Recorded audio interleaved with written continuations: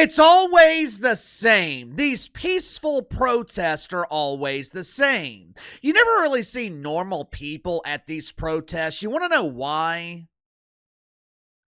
Because normal people are too busy working. Normal people are too busy hanging out with their friends and family, maybe spending a Thursday afternoon on the golf course. They don't have time to sit outside in 85-degree weather for hours flying rainbow flags and pretending to cry about the threat of mythical fascism. Hell, most of these protesters, I don't think they could define fascism. Now, in fairness to some of these peaceful protesters, not all of them are unemployed. Some of them are paid professional agitators. Some of them are paid to travel across the country preaching the good word and spreading the woke faith. It's really not a bad job. Deacons at Woke United Methodist, they offer complimentary brooms for transportation. They open the pews of the church for sleeping arrangements and provide employees with running water. Although most employees don't take advantage of the running water because most seem to be allergic to a bath.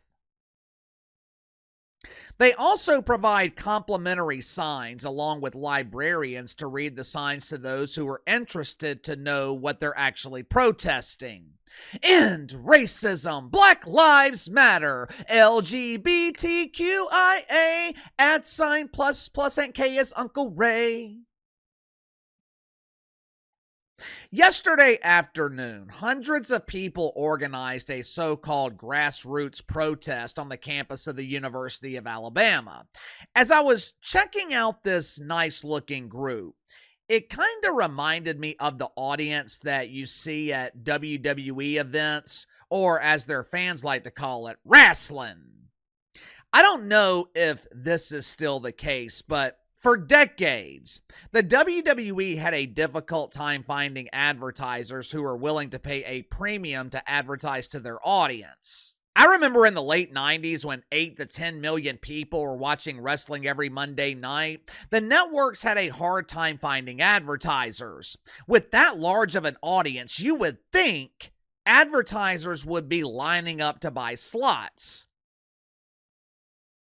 The vast majority of corporate advertisers at the time, they treated the wrestling audience like they had the plague. Hell, I think most of them thought the wrestling audience had a contagious case of leprosy. They didn't want to waste money advertising to WWE's audience because they didn't think they had any money. I mean, look at this dude right here. You really think this guy has the money to buy a used Nissan Sentra? What little money he has is probably being spent on his favorite Lonely Man's model. This handsome Fabio right here, this is the demographic that was protesting against the Trumper last night.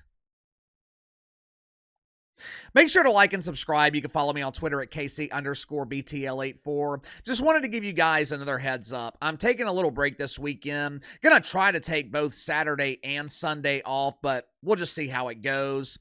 I fully intend to not check the news, so I'm not tempted to work. Haven't had a break since Christmas. I just need to step away for a day or two and, to be honest with you, not have to think about shit. But I will definitely be back on Monday, maybe even sooner. Last night, the Trumper was giving the commencement address at the University of Alabama. That must have been a hell of an honor for the students that were graduating, right? I mean, if you graduate from Woke U, they give you speakers like Rose O'Donnell or the Wicked Weave Joy Reid. I heard one extreme case where the commencement speaker was the whoopee cushion from The View. For 30 minutes, she didn't say a damn word. She simply performed with her boodle flute and filled the arena with a thick cloud of boodle breeze. But graduates from the University of Alabama, they were treated to a speech from the president. As students were graduating inside the building, people who have never stepped foot on a college campus were protesting outside the building. As you're about to see, the protest was led by some nerd named Darien. His Dungeons and Dragons group calls him Darien the Librarian. Darien was screaming about fascism. I'm sure he was whining about mythical racism and whatever other isms he could think of, or Create. Deacons at Woke United Methodist, they provided lawn chairs for protesters who were too lazy to actually stand. There appeared to be a jungle gym set up or some type of dangerous apparatus. It looked like an insurance liability to me. Thankfully, no peaceful protesters were injured on the apparatus as they were passionately screaming about fascism. Watch for yourself. We can be the Tier 1 research university we so deserve to be instead of the playground of a fascist.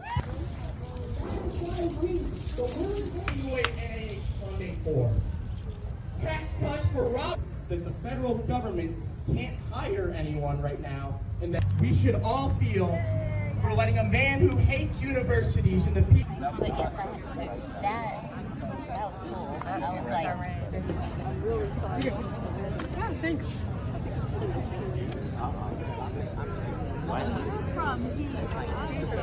This people to the willing eyes of the nation.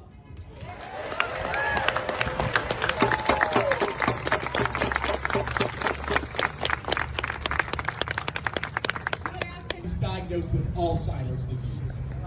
Trump hates you. To wrap up here, I just want to. Let me ask you something. What the hell was the point of that? What was the purpose? Well, KC, they just wanted their voices to be heard. Yeah, that's great. But in order for your voice to be heard, someone has got to be listening. That damn protest looked like a Metamucil commercial. Poor Granny was holding that sign. I feel embarrassed. There's no need to feel embarrassed, Granny. It's natural for your digestive system to slow down as you get older. It's okay. It's okay. Just take a couple of Metamucil and you'll be regular in no time. At one point, there was deafening cheers heard throughout the protest. Darien thought the audience was celebrating his painfully boring speech. He was standing there on stage, soaking in the adulation from the people who were paid to listen to him speak. But the deafening sound, it was not coming from the peaceful protest. It was coming from the graduating students, mainly the women, who were cheering when Trump promised to protect women's sports. Watch for yourself. We will always protect women's sports. Men will not play in women's sports.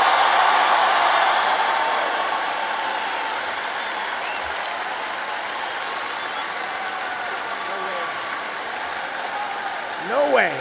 Say that's an 80-20 issue. No, it's a 97-3 issue, I think. Before the Trumper gave his address, Nick Saban, he was brought on stage to introduce him. During his speech, Nick Saban told a story about Donnie that you're never going to hear from the mainstream media. The Trumper invited the Alabama football team to the White House after winning the national championship. According to Nick Saban, the Orange Man was the first president that allowed some of the players inside of the Oval Office. Nick Saban selected the captains of the team, and they all met with Donnie personally in the Oval Office. There was a box on the desk that had a red button on top of it. One of the kids asked the Trumper the same thing I would have asked him. If I hit that button, will a missile launch into a snake's ass in Ethiopia? The Trumper looked at the kid and said, "Why don't you touch it and find out?" Obviously, kid was nervous. He refused to touch the button, but the Trumper kept on him. He kept telling him to touch the button. Now, I don't care who the president is. When the president tells you to do something, you do it. Unless, of course, his name is Johnny B. Biden. But the kid, he ends up touching the button, and a few minutes later, a lady comes in with a tray of drinks. Nice story, right? I'm sure Nick Saban told it a hell of a lot better than I did, but it's a story that you will never hear from the mainstream media. Why?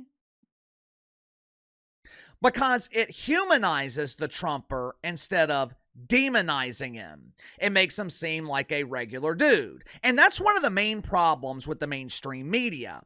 I was not a supporter of John Biden, but remember last summer when Johnny B was messing around and he put on that MAGA hat? He was at a nursing home or something like that, and one of the patients, he was wearing a Trump hat.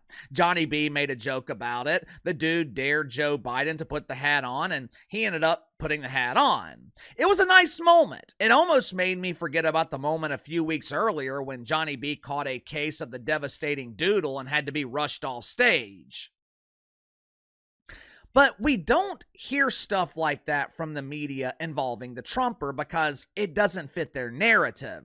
They want us to believe that he's a racist. They want minorities to believe that he's going to deport them without due process. They want women to believe their rights are under attack because abortion returned to the states, a decision that was made under the administration of Johnny B. Biden. They want identifiers to believe their rights are under attack because Chad Thundercock is no longer allowed to compete in women's sports.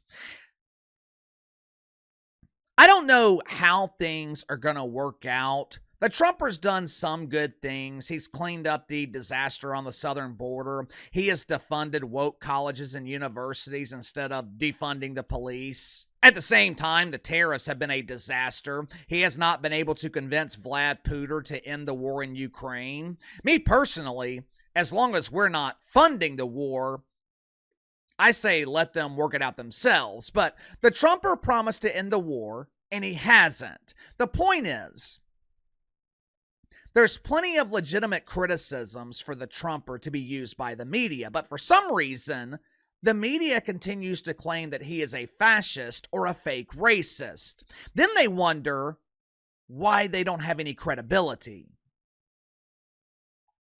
Anyway, give me your thoughts on this. Woke protesters waste their time at the University of Alabama screaming while no one is listening. What was the point of the protest? What did it accomplish?